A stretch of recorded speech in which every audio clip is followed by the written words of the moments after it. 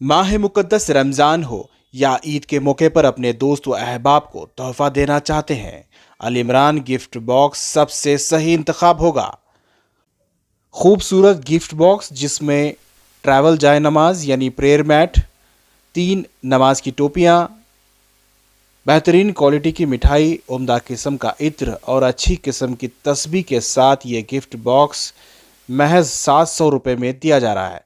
Bulk में लेने वालों के लिए डिस्काउंट भी है। आज ही राब्ता कायम करें।